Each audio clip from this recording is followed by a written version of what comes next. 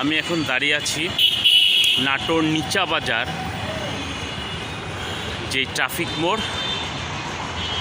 মোড়ের সামনে যেই বাটার দোকান, সেই বাটার দোকানের ঠিক অপোজিটে।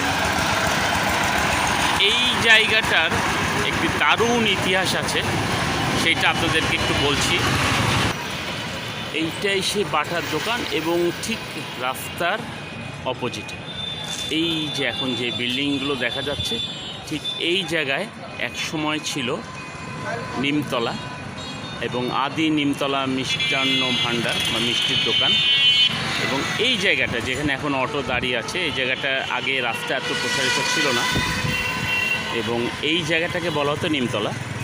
সেই নিমতলায় একটা সময় রাজনৈতিক নাটোরের যত মিছিল মিটিং এবং এইখান থেকেই রাজনীতির চর্চা করা হতো এবং মিছিল মিটিং আপনি যেটাই বলেন না কেন, জনসভা বলেন, এবং এই জায়গাটাই সেই সময় শুরু হতো এবং শহর প্রদক্ষিণ করে আসতো এবং এই জায়গাতেই আবার জনসভা করা হতো বা আপনার বক্তৃতা দেওয়া হতো।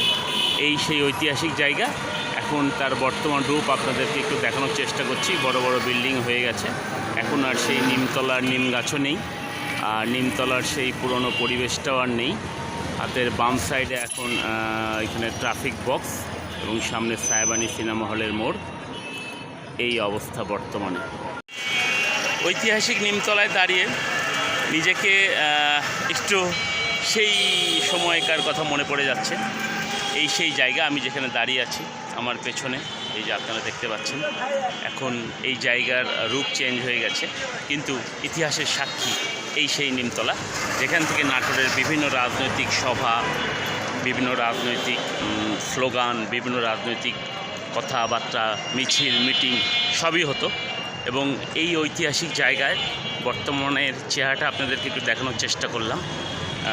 যারা পুরনো মানুষ তারা জেনে থাকবেন, নতুন এই সময়কার যারা আছেন তারা হয়তো জানবেন না, এবং যারা পুরনো মানুষ তারা জেনে থাকবেন যে আসলে নিমতলার কতটা ঐতিহ্যবাহী একটি জায়গা এবং নাটোরের একটি প্রাণকেন্দ্র, যেটাকে নিচা বাজার বলা হয়। সাহেবানী হলের মোড় থেকে সামান্য একটু সামনে বাটার দোকানের ঠিক অপোজিটে। তো এইটাই, চলে অন্য কোথাও যাওয়া যাবে, কোথাও হবে।